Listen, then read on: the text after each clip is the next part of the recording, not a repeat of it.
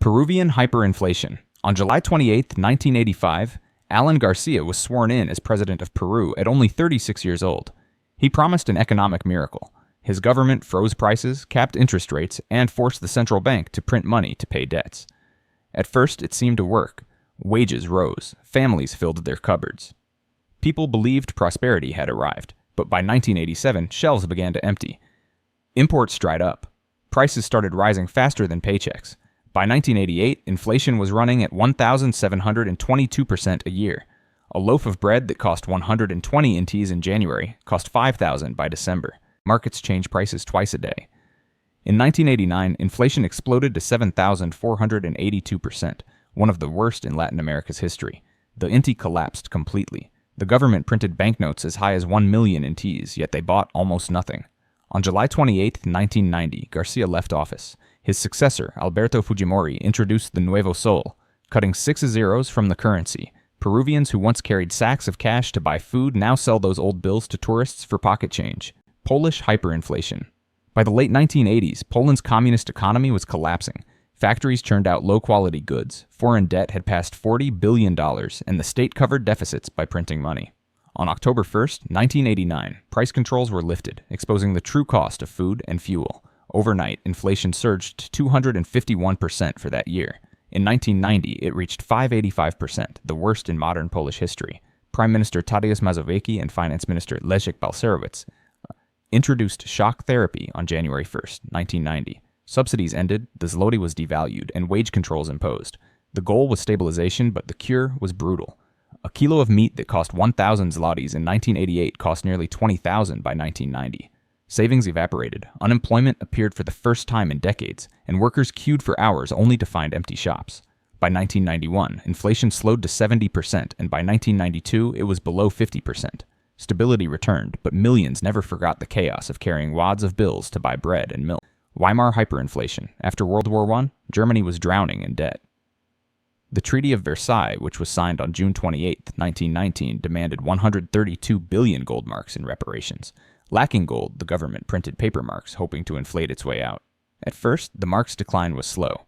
By January 1922, $1 US equaled 191 marks. A year later, it was 18,000 marks. By November 1923, the exchange rate hit 4.2 trillion marks per dollar. Chancellor Joseph Wirth and later Wilhelm Kuno oversaw policies that deepened the crisis. When France and Belgium occupied the Ruhr in January 1923 to enforce payments, Berlin called for a general strike, financed by printing even more money. The results were catastrophic. Workers were paid twice a day and ran to markets before prices changed. A loaf of bread that cost half a mark in 1918 cost 200 billion marks in late 1923. Families burned bundles of cash for heat. Children made toys from worthless notes. And pensioners starved. On November 15, 1923, Chancellor Gustav Stresemann replaced the mark with the Rentenmark, stabilizing prices. But the memory of money becoming trash haunted Germany for decades. Greek hyperinflation. When Nazi Germany occupied Greece on April 27, 1941, the economy collapsed almost overnight. The Reich plundered food and resources, while the puppet government paid occupation costs by printing drachmas. Shops were stripped bare, and hunger spread through the cities. At first, people noticed only higher prices, but by 1942, families were skipping meals. In May 1943, bread cost 3,000 drachmas. By October 1944, it was 30 million. Salaries lost value in hours. Workers left the office, ran to the bakery, and found the price had doubled again. Mothers sold shoes for wheat, jewelry for olive oil, wedding rings for meat. By the liberation of Athens on October 12, 1944, inflation had reached 13.8 billion% per month. Prime Minister Georgios Papandreou introduced a new drachma, cutting 12 zeros. It barely mattered. The middle class was destroyed. Savings turned to nothing. Families starved. Banknotes that once showed kings and heroes were thrown into stoves for warmth. In Athens, the smell of burning paper drifted further than the smell of bread. Gold Yuan hyperinflation. On August 19, 1948, China's nationalist leader Chiang Kai-shek announced the gold yuan. Finance Minister H. Kung promised it was backed by gold and reserves. In truth, there was almost nothing in the vaults. Families were ordered to exchange their old money, the fabi, at fixed rates. Soldiers patrolled markets. For a short time, people obeyed, but the Civil War was draining the treasury. Printing presses ran day and night. Prices moved faster than paychecks. By October 1948, $1 US equaled 7 million gold yuan. By May 1949, it was 20 million. Wages came in sacks, heavy to carry, light in value. Housewives hurried to buy rice before noon, knowing it would cost double by evening. Soldiers were handed pay that could barely buy cigarettes. Inflation ran into the quadrillions. On May 27, 1949, Mao's army entered Shanghai. The gold yuan was worthless. People stopped counting and started weighing their money. Children played with bundles of bills in the street. A currency meant to save a nation ended as colorful trash underfoot. Yugoslav hyperinflation. Crowds in Belgrade lined up on January 1, 1994, holding stacks of new dinars the government had just introduced. 9 zeros had been cut from the currency overnight. By afternoon, the bills were already worthless. President Slobodan Milosevic, desperate to fund wars in Bosnia and Croatia, had ordered the printing presses to run nonstop.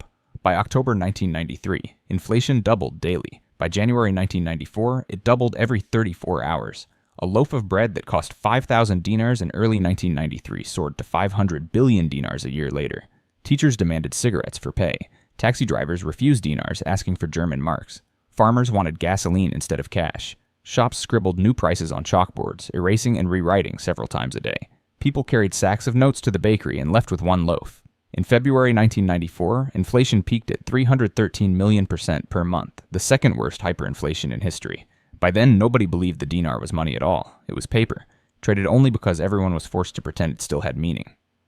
Zimbabwean hyperinflation. Shoppers in Harare gasped on January 16, 2009, when the Reserve Bank released a $100 trillion note. The largest bill in history couldn't buy more than a loaf of bread. The disaster began in February 2000 when President Robert Mugabe seized white-owned farms. Agricultural exports collapsed, foreign investment dried up, and the central bank printed money to cover debts. By 2006, annual inflation topped 1,000%. By July 2008, the IMF estimated it at 231 million%. Prices doubled every few hours. Workers were paid 3 times a day, racing to shops before prices changed. ATMs ran dry before noon. Families bartered with cooking oil, sugar, or soap.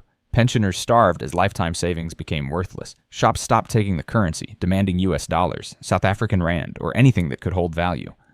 On April 12, 2009, Zimbabwe abandoned its currency entirely. The trillion-dollar notes that once embarrassed a nation now fetch higher prices on eBay than they ever bought in Harare's markets.